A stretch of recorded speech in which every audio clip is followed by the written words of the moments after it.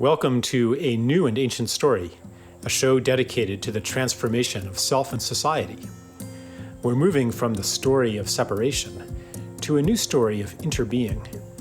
We explore it all: technology, spirituality, agriculture, healing, economics, politics, ecology, relationships, education, because the changes that are gathering today will leave no aspect of our world untouched. For deeper engagement with these ideas, join our community at newandancientstory.net. Yeah, so here we are again, Charles Eisenstein, for a new and ancient story, and my guest today is Chris Martenson, famous for the Crash Course and other things. And I'm not sure what we're going to talk about, but it's going to be interesting. So welcome. You're here at the Martenson homestead. That's right. And we've been working on this for a long time. And this is a part of my life that I don't think people get to see a lot. Because, I'm writing about economics, and we're recording this. We're just hours away from the Fed's most important rate decision. The whole world's waiting, and it's just all this fantasy stuff. Mm-hmm. And then this, what you're here seeing, this is my life. This is my reality side of the equation, And which... it's a bit reassuring to me, because if somebody is radical and thinking on the edge and pushing the edge in some way, and then I go visit them and their life is totally orthodox in every other way, then I start to wonder, well, what good is it really going to do if it's not, going to be incorporated into the rest of life, because our society isn't wrong along just one axis. The whole thing has got to change. Not just economics, or not just medicine, or not just education. Yeah. So at some point, I think this happens to a lot of people. When you start questioning orthodoxy, then your whole life changes. Mm. So we have I guess an unorthodox lifestyle here, but we live in a suburban area. There's everybody's on a couple acres, and there's it's not like you have a free love commune here. It's still like you got your house, you got your daughters, and your community, and your gardens, and chickens, and grapevines. Yes. Yeah.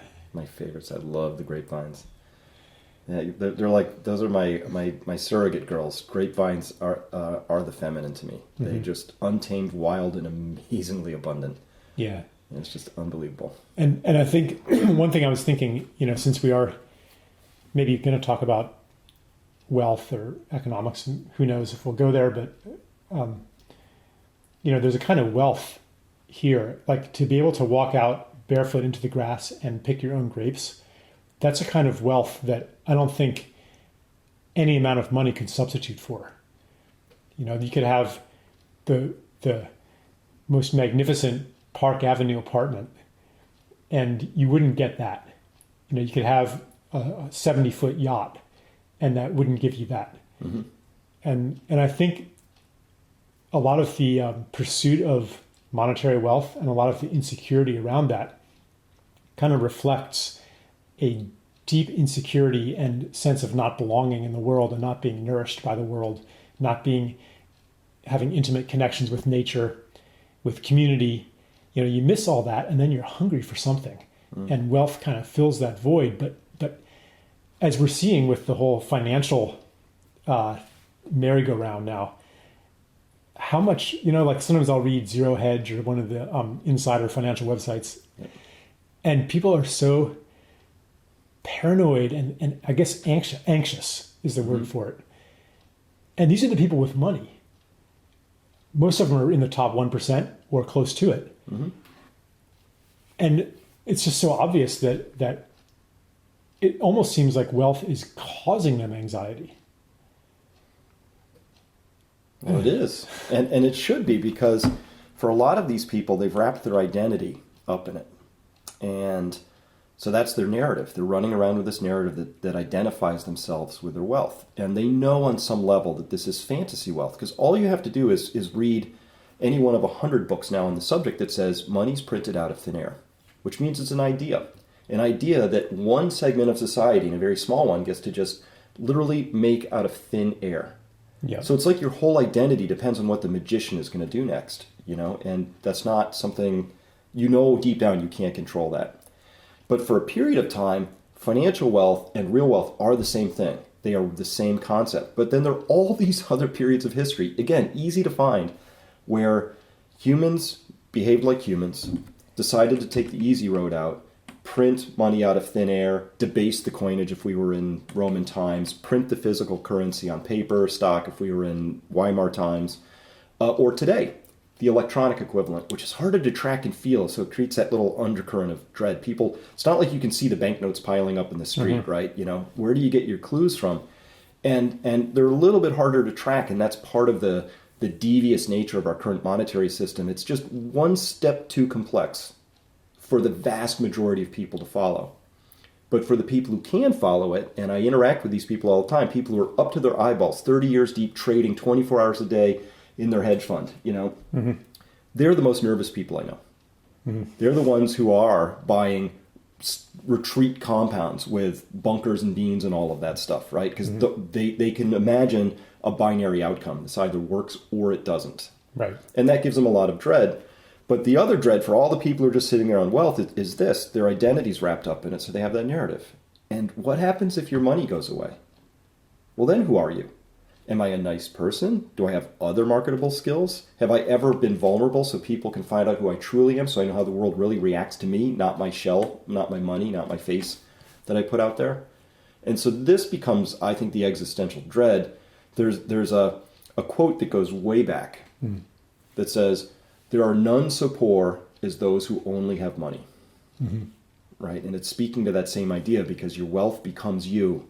And if it goes away, you go away. And our money's fantasy. It's just, it literally, we saw it in 2008. We're going to see it again. There has to be a financial reckoning. We know this because the world has amassed over $200 trillion of debt.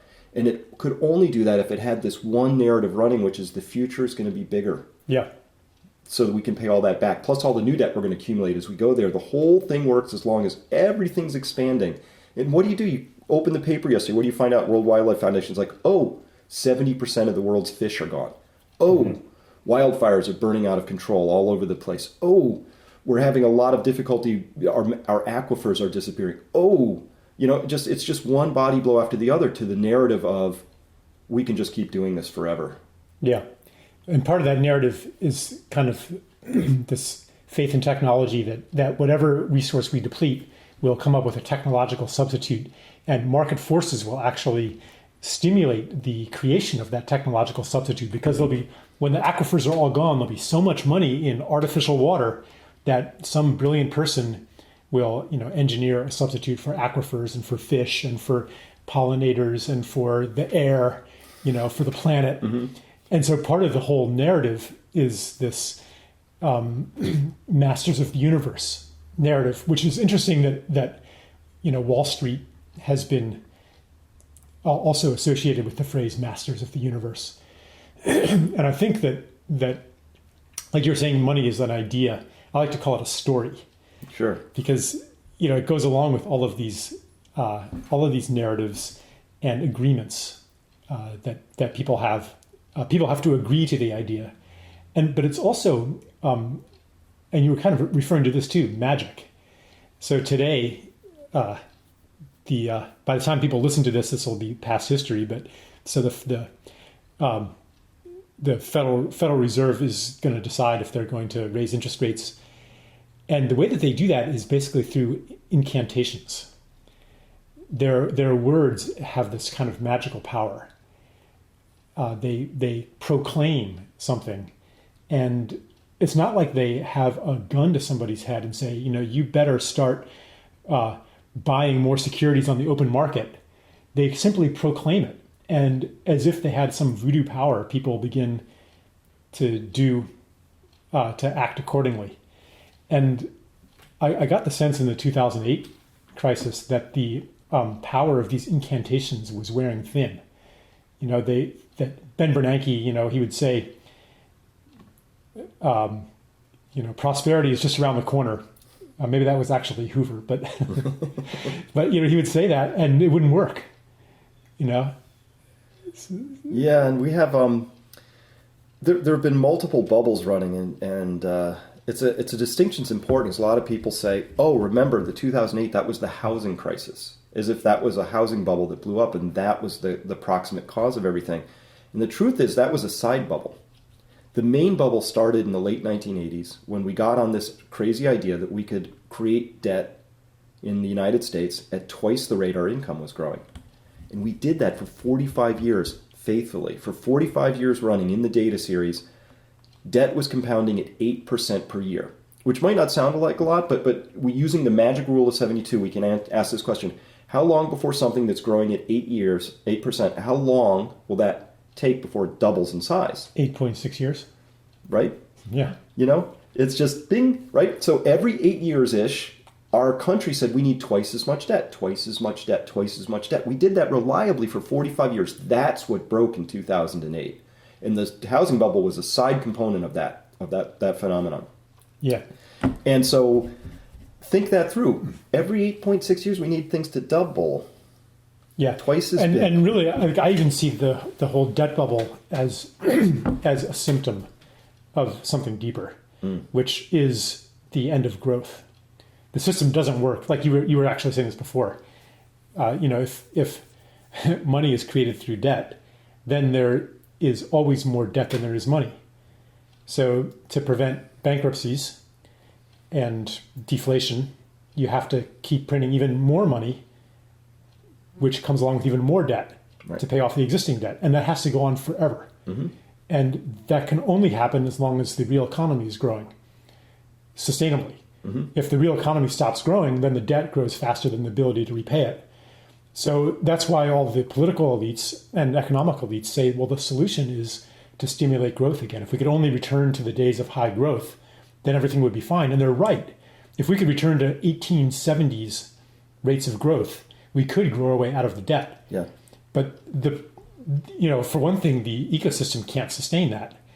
And there's other arguments too for the end of growth that basically talk about kind of the saturation of demand. Like, how much does a human being really need that is measurable in money? How many appliances one time I asked, when I was teaching at a university, somehow I asked the class, how many TVs do you own? And it ranged from the lowest number was 3, in your family, in your household. Yeah. The highest was 11. Someone had 11 TVs in their house. And like, how many more, we have this idea that the more stuff we have, the wealthier we are, but like, how many refrigerators can you have? How many TVs? There's kind of this saturation. And then, well, what about services? Maybe we can grow services. Mm-hmm. But what is a service, actually? It's the replacement of a relationship with a monetized relationship. So, like, say your family member gets bit by a dog. Mm-hmm. In the old days, excuse me, you'd have, a lot of folk knowledge about how to take care of that bite. You'd have maybe the village grandmother next door who knew how to do it with herbs, and none of that would be paid for.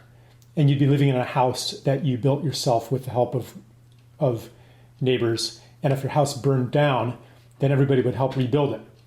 So these have been converted into services called medicine, called home building, and called insurance. Mm-hmm. Insurance is basically a substitute for community helping each other out, taking care of each other. How many of these services, how many of these relationships can be converted into paid services until there's nothing left? I'm speaking at a coaching conference in a couple of weeks, and I'm going to ask that question too. Like, is this the monetization of friendship, of wise advice, something an uncle used to do, something a village elder used to do? And so we're so depleted, no more community and no more nature.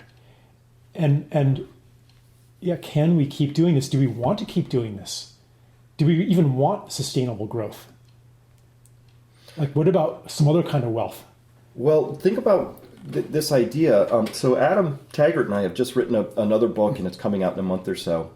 And what we've done is we've been talking about all these different forms of wealth for a while, and then we came across this work by Ethan Roland and Gregory Landau out of the permaculture side. They called it the 8 forms of capital. That you need all I've come these across that. Yeah, different 8 forms. We said, oh, this is a good organizing framework, and we had slightly different forms, but the idea that there's to make it that explicit that these are forms of capital. We talked about it as wealth, but people seem to like this capital idea, particularly on makes the you sound smarter if you call it that. Yeah, it's capital, right? But what you're talking about, there's this idea that when the local healer and the neighbors rebuild those things, that's what happened there was those threads of social connection got woven more deeply into strings, and strings become ropes, right? And the thing about a financial transaction is once you exchange the money, it's over. Yep. It's done.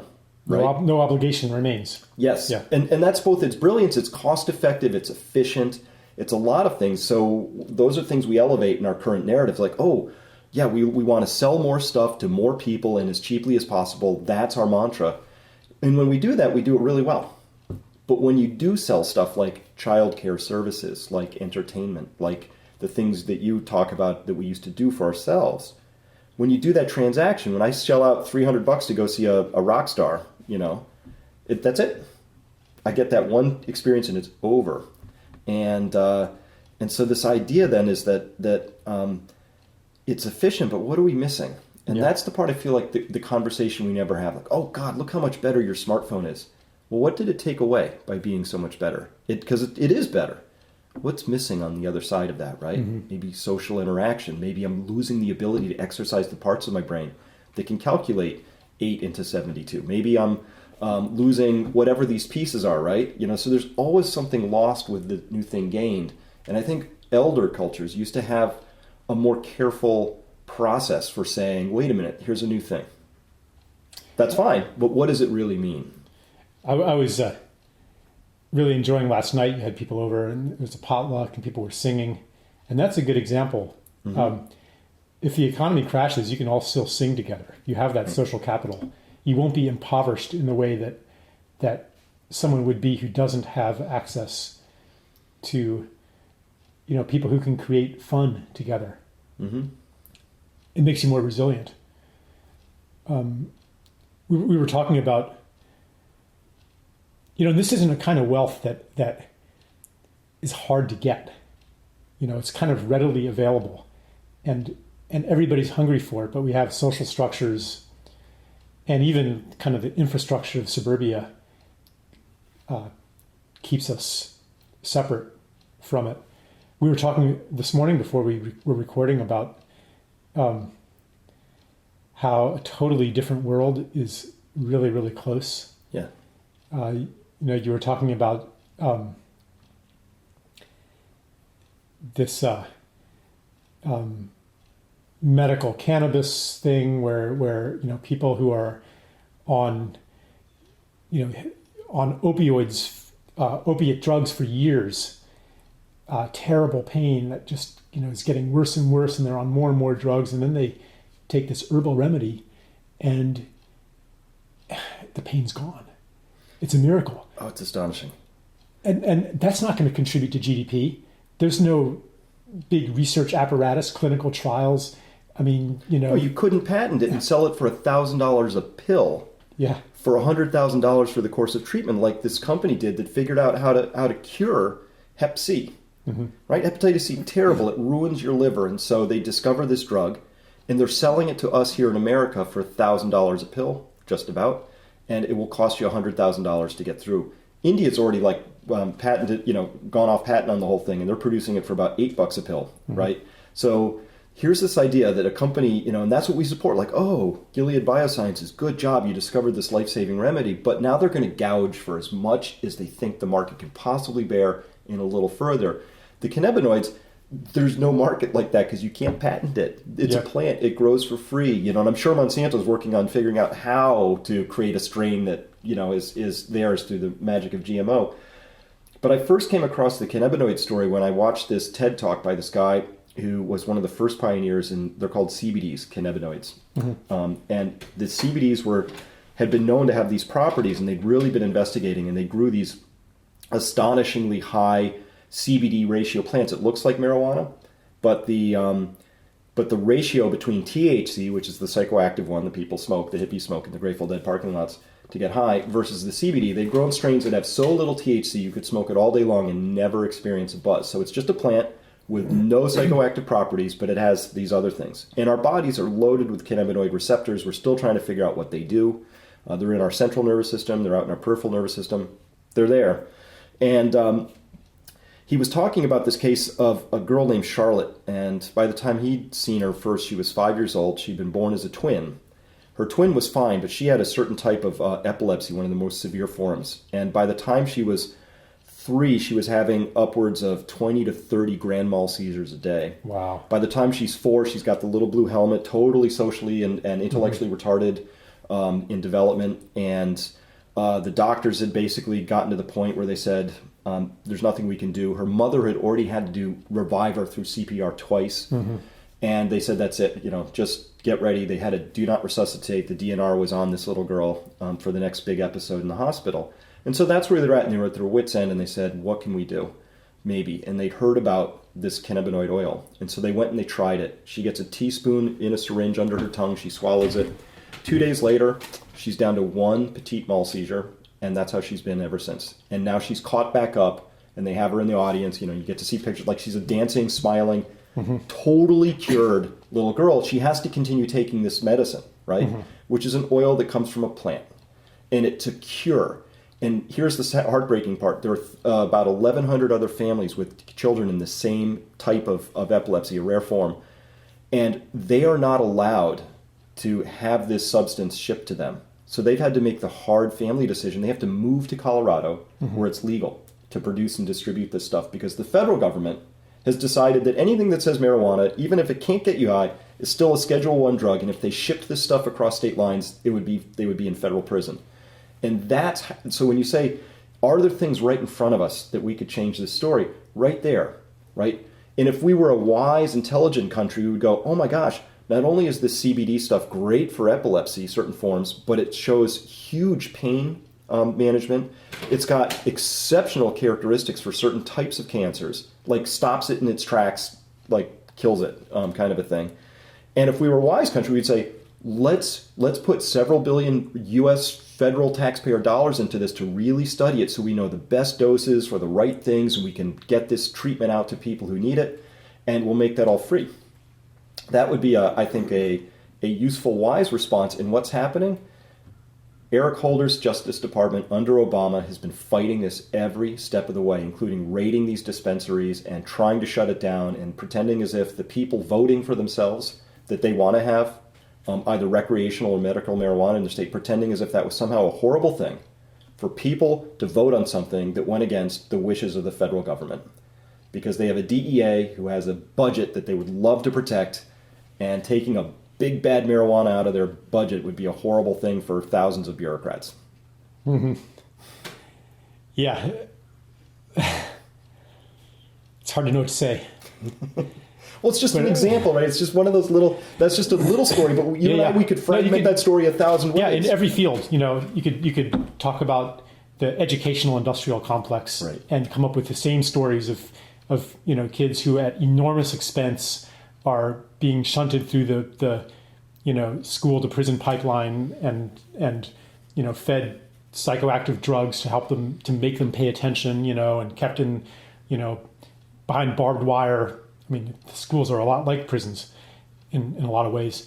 Or we could talk about agriculture. I mean, the same kind of chemical treadmill that happens to people pharmacologically also happens in agriculture, where you apply one herbicide and then that does something, and you have to apply a second one, and then an insecticide, and then a fungicide, and it's just this kind of addictive pattern where the solution to the problems caused by technology is even more technology.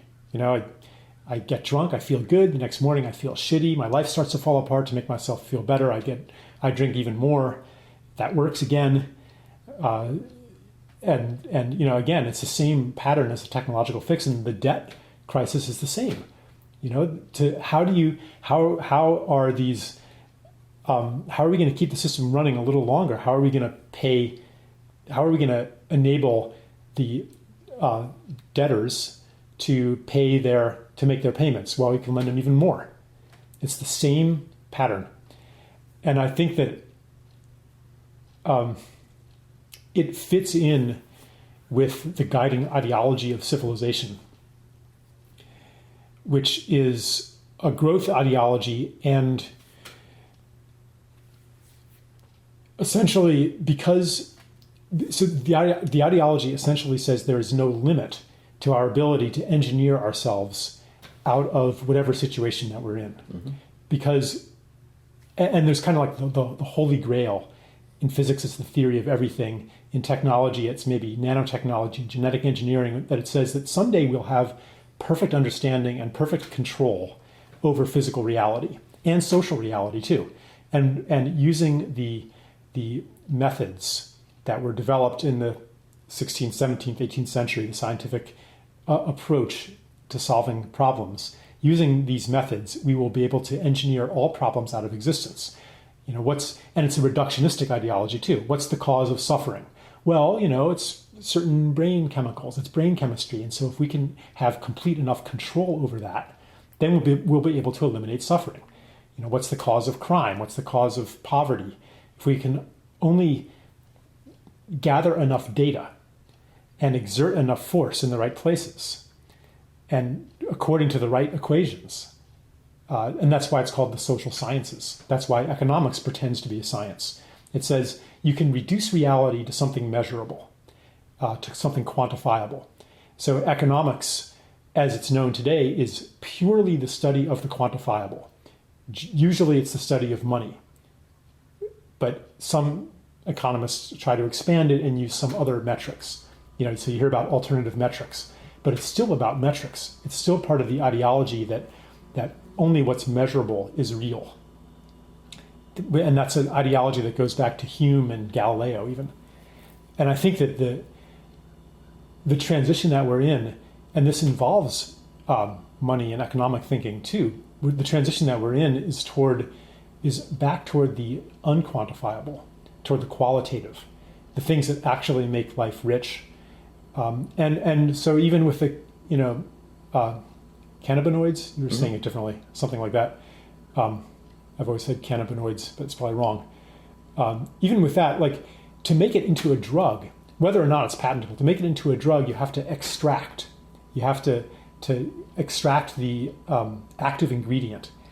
And the ideology says that there is an active ingredient, that its efficacy is based on a certain something inside of it and not on the holistic interaction of all of its ingredients. Right.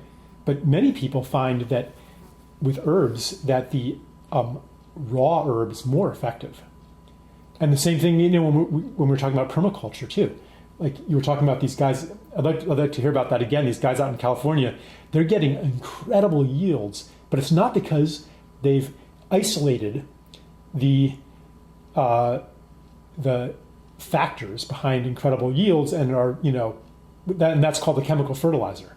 Mm-hmm. This is we've done a podcast with Paul and Elizabeth Kaiser of Singing Frogs Farm in Sebastopol, California, and then I had an opportunity to go for a farm tour, and I was pretty excited. Now I would actually drive hundreds of miles out of my way if I was anywhere near to go take one of their farm tours, because it was the seeing, it was the being in what they had created. They're incredibly intelligent, and they didn't start out saying, we're going to demonstrate that permaculture works. They didn't even know the word. Mm-hmm. They were two ecologists, and they were saying, how can we grow in a way that's ecologically right? And so one example, they understood predator-prey relationships. If you understand how coyotes and rabbits come along, you understand that rabbits breed very quickly. They tend to get out of control. The coyotes breed much more slowly, but eventually they catch up. And there's this whole dynamic relationship, predator-prey. So they said, well, insects are the same, and insects are your problem in any farm. So what do we need to do? Well, simple things like interspersing rows of crops, but then they planted these hedgerows with very, very diverse species in them. The ones I saw had these giant lavender and rosemary, all the things they can grow in their Zone 8 awesomeness out there in California. And so they built these hedgerows every so often under the theory, the idea that your crops, when you take them down, you remove basically the substrate that insects live on, so you would take your pests out, but you take the predators out as well. So the hedgerows are for the predators because they're longer living, they're slower reproducing, and they need a place to hang out. And so they created all these hedgerows. When I was there, I'm a gardener, I love gardening. I didn't see any pest pressure, right? They had huge rows of brassicas, all different kinds. Not one cabbage looper flying around, not one little moth-eaten thing. Mm-hmm. Like, do you have trouble with these little green worms in your broccoli? I mean, people hate that, right? And they're like, no, we don't have those. Like, how can you not have those? While I was standing there, I counted, as one of the things I do, over 30 species of birds in the local area. They have these catchment ponds that they've tested fully for nitrogen. They have no nitrogen runoff. Their soil just won't let it out. And I saw night herons, a killdeer, what I consider to be very sensitive apex species that honestly I haven't seen in a while. And they had them all, right? And I'm just watching this go on. And it was just nature. It looked a little unruly, but these people measured everything. So here's one measurement. They're getting $100,000 per acre in gross revenue off of their farm. The average organic farm in the region gets $14,000 an acre. They get 7 crops a year because they can grow right through the winter. And they said, oh, by the way, we have a crappy microclimate here. We are 8 degrees colder than the average farm around here because of this little nestle that we're in. So they have a harsher January, February, but like our plants are so healthy they can weather even a pretty good nip. Yeah. And so they're growing all year round, and they said, but here's how this plays out. We're not like a normal CSA where we have to sign people up every June, and then we lose them every October because we're out of stuff. We keep our CSA members supplied all year round, so we don't have to go through that regular boom-bust thing. We're selling tomatoes in May. Nobody else is. So we're out there at $5.50, $6 a pound.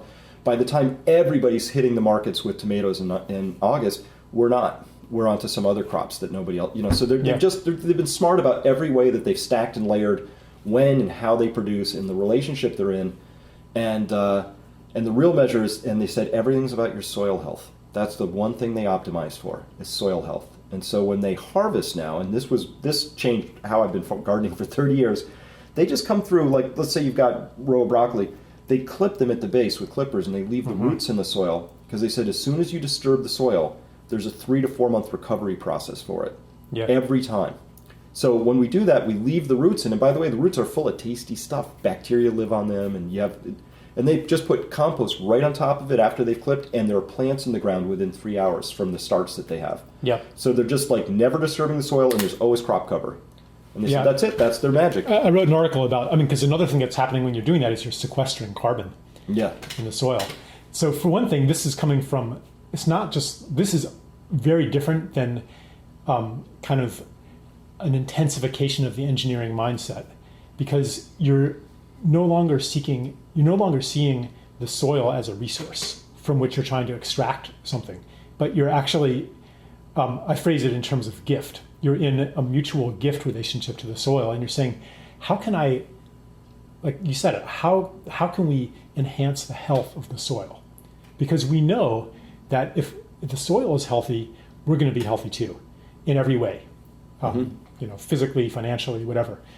And that mindset, if you generalize it, it says my health, my well-being depends on your well-being, which is the opposite from classical economic thinking, which puts us all into competition with each other and says that we are all driven to maximize rational self-interest, defined as the interest of the separate self. So in a competitive economy, in fact, especially in an interest-bearing debt-based economy, your well-being is not my well-being, because we're all in competition with each other for not enough money to pay the debts that create the money. So I see the transition to permaculture, to where I would even say regenerative agriculture, because we're serving the health of the story. It's part of a larger trend of the soil.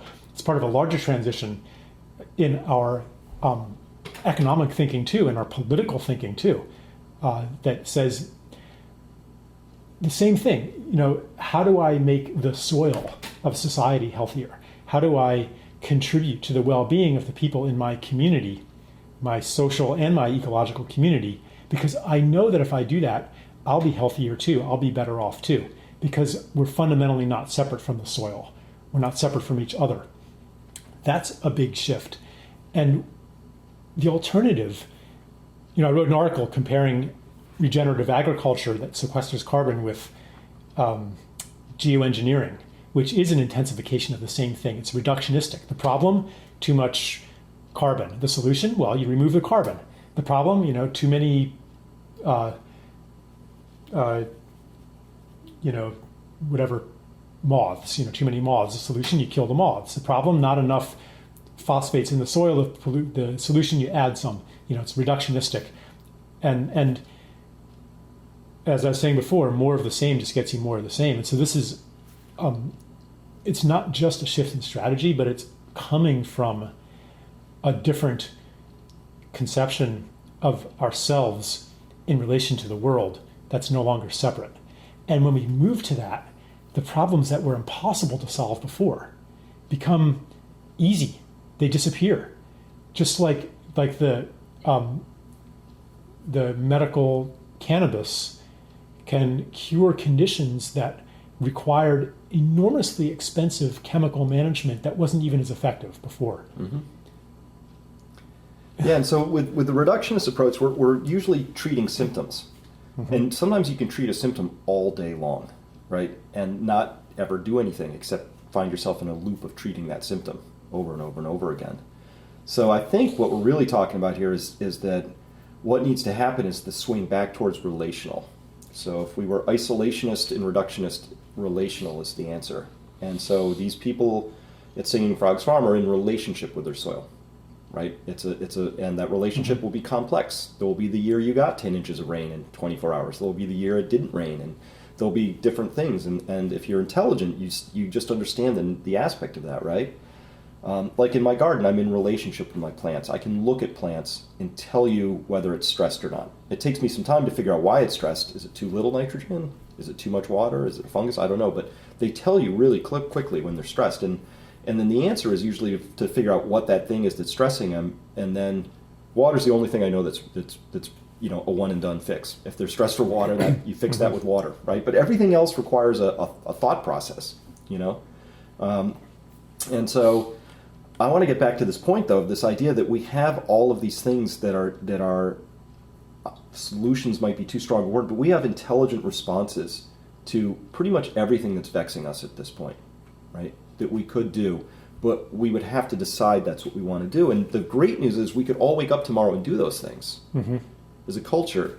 But there are a lot of people who are wholly addicted to business as usual, and it's astonishing to me to see just how cartoonish we are as cultures. So I'm looking at this refugee crisis in Europe, and it's this cartoonish that the media are saying, oh, here's another boatload of Syrians, and they're clearly Somalians, right? They're not even the right color, right, to be Syrians. So they're getting this whole migration and refugee pattern coming out of places that NATO bombed and that are otherwise being depleted of the resources they need through climate change, through other things.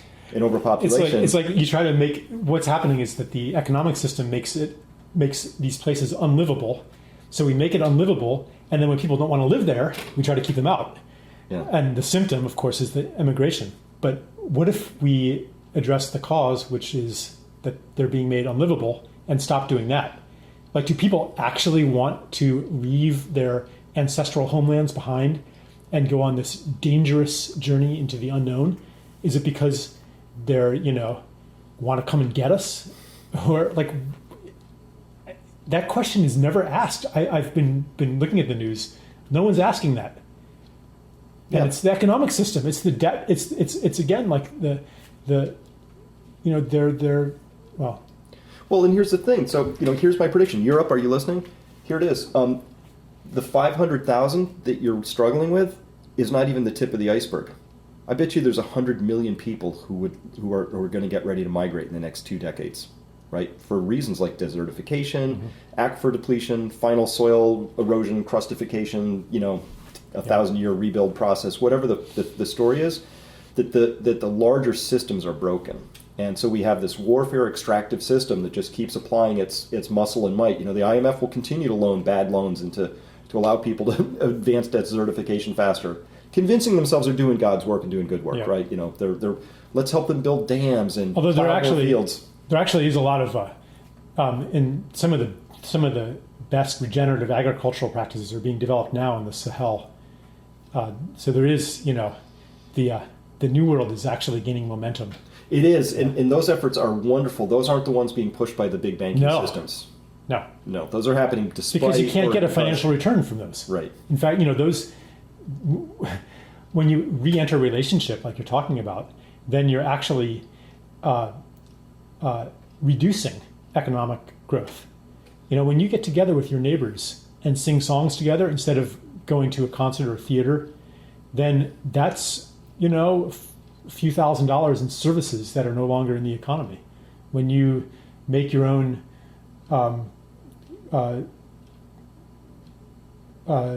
grape juice, and your own and your own herbal medicines and your own fermentations or whatever the things you do, and share it with neighbors, that's one less thing that people buy. And it's one less business opportunity that a bank can lend into and generate new money. Mm-hmm. And it's one less job for somebody somewhere. Like you're actually, and so no wonder the banks don't support. I mean, you look at sustainable development in quotes here, and the only things that get let in to the paradigm are the ones that are going to somehow generate foreign exchange. They're going to generate some kinds of goods and services. Mm-hmm. Otherwise, it doesn't fit into our financial system. Right.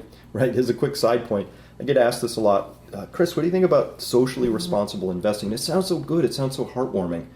And many of the stories are heartwarming, but what's happening with socially responsible investing is they're still trying to get an 8% per year return. Yeah. They're trying to at least meet or hopefully exceed the S&P, which means they themselves are still wedded to the growth paradigm. Whether it's socially responsible or not, I think of that as like fluffing the pillows on the bus that's headed over the cliff. We feel better about it. It's a more comfortable ride. Yeah. But if you're still saying what we need is a return that can accrete passively to people who just have, air quotes here, capital, right? Financial capital. That model is still predicated on this idea that the world will always be able to give us more of stuff that we can extract. Mm-hmm. And that's where we are in the story to me, is we're at that uncomfortable part where the engineers are looking at like, I don't know if the Saturn V rocket's going to clear the launch pad anymore, right? The thrust is going as hard as it can, but it's not really gaining like it should, and they're worried the nose is about to tip over, and it's an awkward moment, right? Yeah. Like that's the pit in the stomach people have. We're like all engineers watching the Saturn V rocket go, I don't know. And the hard part for me is, I too sometimes get to speak at colleges, and I was at Berkeley a few weeks back, and there's the usual stunned, I'm giving a dose of reality to the students, but I always get this. One or two of them come up and go, I want to work with you. You're talking about real stuff. My college is still filling me full of crap. I'm paraphrasing. Yeah. But that's the thing. It's like there's this new reality that younger people can just detect. They can feel it, that the narrative is wrong. And so when somebody comes along and says, hey, the narrative is wrong, here's why, it just has that ring of truth. So I feel like, I was talking with this woman who was an elder in this Art of Mentoring community that everybody came back from. And she was big in the civil rights movement at the time, was living in Alabama with this black woman. And she said, for the longest time I felt like, wow, I was so important and I helped really push something. And she said, I had all this ego about how I did something. And she said, now that I'm old enough, I realized that only happened because the time was right. Mm-hmm. And I was one of the people who was there when the time was right. It was ready for that to happen. And yes, I was a motive force within it, but I could have been even 10 times better than I was. And if the time was wrong, it wouldn't have happened. Yep. So there's I have that growing sense that the time is right. It's that you're ripening. We are in service to something much larger than ourselves that wants to be born. Yes. I was speaking to Julio Alya, who's one of the founders of the coaching movement. He's been doing it for decades and decades. And he was saying when 30 years ago, when he would ask people, okay, what are your goals or your organization's goals or your personal goals from this coaching relationship? And they would say, well, I want to make more money. I want to be more successful. I want to be more effective. Today, he says, no one is saying that. No one. They want to contribute more. They want to align with their passion. I heard John Perkins saying the same thing. He goes to business schools and speaks. And people are no longer saying, tell me how to make money. It really is changing. And I think that at the beginning you were talking about some of the wealthy people who are, trying to set up their armed compound with their food supplies and stuff. I would ask them, I would question that on two levels. One is that really what your heart wants to do as the world burns, to hold out a little longer? Like there are people to help out there, and I know that there's something in you that wants to take in refugees, that wants to help your fellows. And the second thing is it's not even going to work. Right. Because we are all interconnected. And unless you are going to become a professional warlord, then this is a dead end. Because if things get really bad, people are going to come, here's your fortress where you have gold and supplies and stuff. They're going to come with guns and they're going to take it. Unless you have bigger guns. Like if you're not going to become a warlord, then by far the best security that you can have right now, the best investment you can make is to give it away, to be generous, to strengthen your community, to generate goodwill, to be somebody who has given so much over the years that people will take care of you too. And I'm finding sometimes I do also speak to people who are in SRI or impact investing. And I say, yeah, the paradigm is shifting. In the past, it was given the unchallenged parameter of an 8% return, how do I do the least harm and the most good? So the return came first, like you were saying. Now it's changing, or it wants to change, where you put the result first and you let the return take care of itself and you let go. And it has to be a real letting go. And that's the principle of the gift. If I give you something, I'm not going to, if I'm calculating, that, or make you sign a contract that you're going to give me even more in return, or even if I'm psychologically manipulating you, then we can both sense it's not really a gift. But if it's a real gift, Lewis Hyde says it's like you give it around the corner. You give it into the mystery. That is the new, and that fits into the regenerative agriculture paradigm too. You give to the soil and you trust that if the soil's healthy, I'll be healthy. You trust that if I give into the mystery, if I make a sacrifice, religious texts talk about this. If I make a sacrifice, a sacred gift, that's what a sacrifice is. If I do that, then I know I will be okay because I'm not separate fundamentally from that which I'm giving to. And that's why I even thought of starting a radical investment newsletter that's about this, about the gift. Totally turning it on its head. It's such an important concept buried in there. And there was one I got a transmission on. Every so often, like I'm aware of these moments now where somebody says something and all of a sudden I'm changed. And I was at one of these art of mentoring things last year, and they had this Native American, very interesting guy, just super bubbly, bright, young, and he had resisted the call of his culture for a long time. Did the whole, went fully urban, what was in that world was slowly, wasn't working for him, kind of hit bottom, and he got drawn back into his old culture. And so he really picked up a lot of it, and he'd held this sort of shamanistic space during the whole time, but really lightly. He was just cracking jokes the whole time. And then he said, I have a few things to give away. And there were all these people he wanted to honor, people who had just done something that he'd caught his eye. He just brought a bunch of stuff with him. He didn't know, I'm bringing this for you. He said, I don't know, I just assemble things that are important to me. And then if it's right, I give it, right? And so he gave away some really important stuff. He's like, I didn't plan to give this away, but this is the only necklace I have for my grandmother. And here it is. And I'm honoring you at this moment for doing that. And it was really heavy, And so after he'd given everything away, he broke the tension. He said, and by the way, I will not even remotely be offended if I see that necklace at a tag sale next week. And I'm not kidding. He's like, it's yours. I don't know what happens to it next. I have the fact that it was important to me, in my culture, the minute I give that away, that's gone. It's now yours. And you do something with it, right? And it was that was a transmission to me, because in my culture, I think giving comes with strings, right? It has a little thread to me, and I like that idea of that when you give, that moment is, that's what happened. Boom. You give into that mystery. Yeah. And it doesn't have to be, that's kind of a pure example.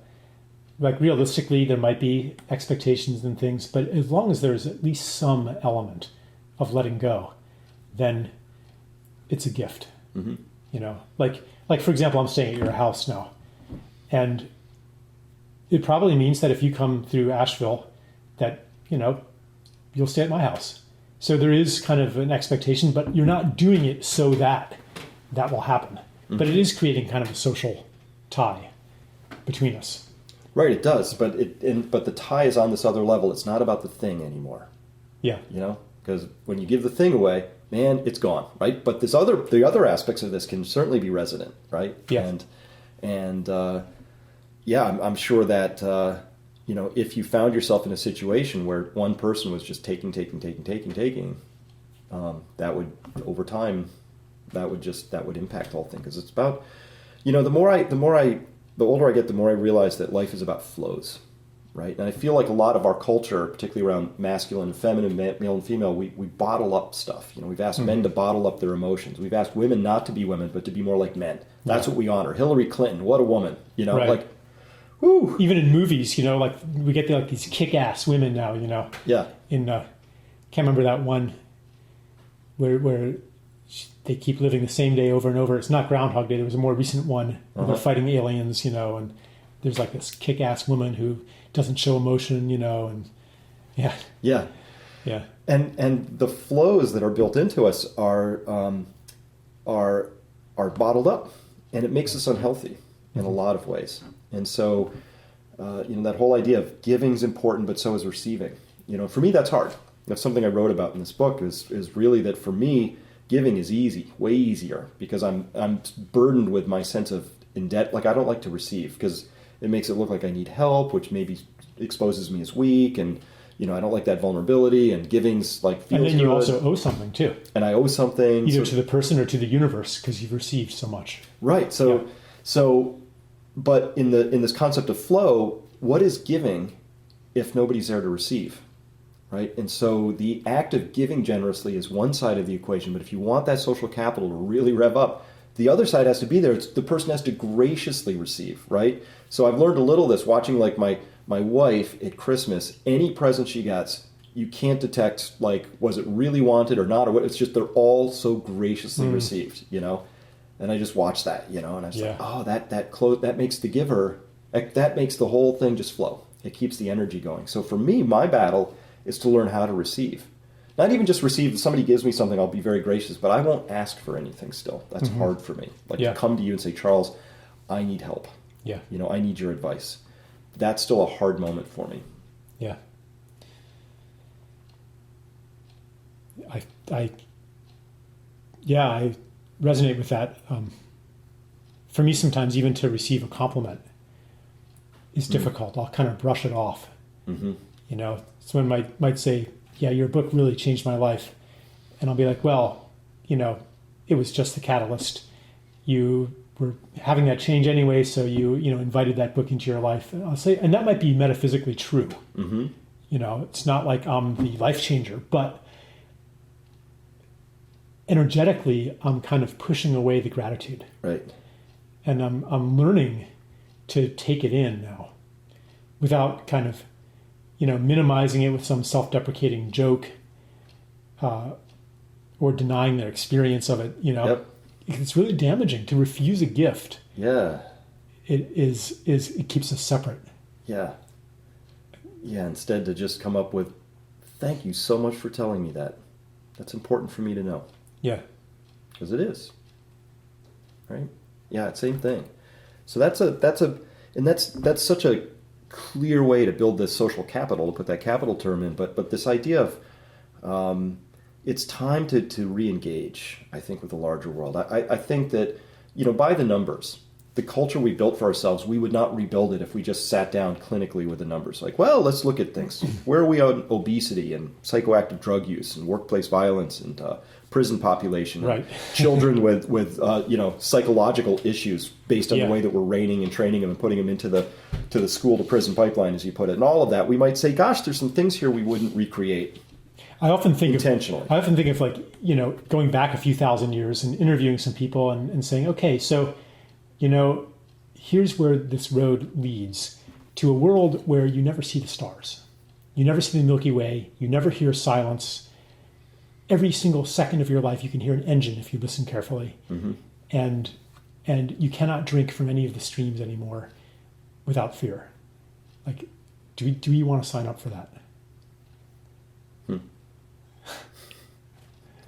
We take it as normal. Yeah. Yeah. Yeah. And I interrupted you. Well, no, that sparks where I wanted to go with all this, which is, so one of the things I've learned in more of my spiritual questing side is that, and this is as close, this is my faith. Here's my faith. My faith is that the universe will always provide exactly what I need when I need it. I'm using the word need carefully. It's not what I want. Now your ego thinks it needs. Nor what my ego thinks it needs. And it's certainly not what I want. Because sometimes what I need is a hard life lesson. So, people had other expressions of this. God works in mysterious ways. Right. Why did he take my son? Why did this thing happen to me? But as long as you think there's some entity out there that personally levied that upon you, as punishment, that's one way to look at it. The way I look at it now is that literally everything I need will be delivered to me, but our culture has got this story that nothing bad should ever happen to us. We should live in a risk-free society. Mm-hmm. We won't have playgrounds outside because kids might fall and break an arm. So let's not do that. Or we'll put big rubber mats under everything. Or, we have to live in a completely safe society, which from a psychological standpoint, a little odd because we're raining death on the world outside our borders. But inside, we're demanding complete safety at all moments from everything that might happen, right? And that violates this tenet, which is to say that we can control outcome, or that we should, or that when, air quotes, bad things happen, that those shouldn't happen. And I'm of the view now that when things happen, they happen for a reason. Yes. So I've known people who got injured, and that was exactly the thing they needed to kick them out of their where they were, which was not a great place for them, into a greater expression of who they are and their gifts. Yeah. Some people say cancer was the best thing that ever happened to them. Right. Or the heart attack. This big real estate developer we knew back when we were back where I came from, he ruthless, hard-ass businessman, and gets his heart attack, turns into the jolly old elf. Like, this happens a lot. Yep. But what you're saying is actually tapping into a new mythology. I call it a new and ancient mythology that essentially denies that reality consists of a bunch of, randomly interacting protons, neutrons, and electrons, and a few hundred other particles that are each one of them just these generic masses, and that have no intelligence or purpose or consciousness. That the only intelligence, purpose, and consciousness in the universe resides in human beings. And therefore, that progress is the imposing of human intelligence onto nature. And that's the engineering mindset, to order everything, to organize everything, and to imprint our intelligence and our image onto everything. That's the old story. And the new story, which is also the ancient story, says, no, these qualities of intelligence and consciousness and purpose and all of the qualities of a self, those exist outside of ourselves too. And even in the events of our lives, these have an intelligence. Even in the soil, the plants, animals. So it's kind of I look at it as the third stage of the Copernican revolution, where we no longer put ourselves at the center, even psychologically, and we acknowledge that we live in a living, intelligent, conscious universe. And then when we acknowledge that, then no longer do we seek to dominate it, but we seek to listen to it. And that's what I think brings together a lot of the kind of alternative and holistic practices, right? From agriculture to medicine, and you could even probably extend it to finance, or they're all different kinds of service to something larger than ourselves. I agree, and I think of that's such a great point, and I think of this as a and, not an or. It's not either we use our intelligence or we go back to some more archetypal indigenous way. To me, if you have the and in this story, the and is we are really intelligent, capable of shaping our experience sort of a species. And if we were really intelligent, we would understand, we would have a greater amount of humility around that. Because the more we learn, so as a scientist I learned this, the more you dig in, the more you realize how much you don't know. Right? There's just you can go down that reductionist thing, but it's just Like even how a single cell really functions, totally eludes us. It's so magnificently complex, and we're finding things out now. We're just discovering that the 100 trillion cells in our gut biome that have the first pass at processing the things that come in your body actually have an impact on all kinds of things about your experience of health and well-being, neurological, psychological, nutrition, health, all that. And a study that just came out in the New York Times, they discovered that children of Holocaust survivors, they had noted for a long time statistically, were way more prone to anxiety and depression and all kinds of things. And so now we've done the studies to prove that epigenetically we can look at what's going on, that the people who had that experience passed that experience on to their children. Yeah. Cultural wounding and trauma, right? We now are starting to understand the mechanism, which means our DNA is talking to the world. It's not you or Charles, this box, you were born with a genetic component, it's a string, we can read it, decipher it, and know you. Like, oh, no. It's way more complicated than that. We are in constant relationship, and we are more porous as entities than we understood. So with that should come this humility that says, we don't really have, okay, we're smart, but there's a lot going on here that we don't get yet. And we should reserve space for that. Yeah. I'm not trying to deny our human gifts, but to put them in service, to rather than domination, but in service. And I guess we should probably wrap this up, but I'll just say one short thing. We were talking about causes and symptoms and really addressing the root cause, and I think it is this experience of separation that keeps us afraid, makes us want to dominate, and the antidote to that is really to spread love, generosity, kindness, compassion. And I think we're at a key moment to do that. And everybody listening to this can recognize that as their real work.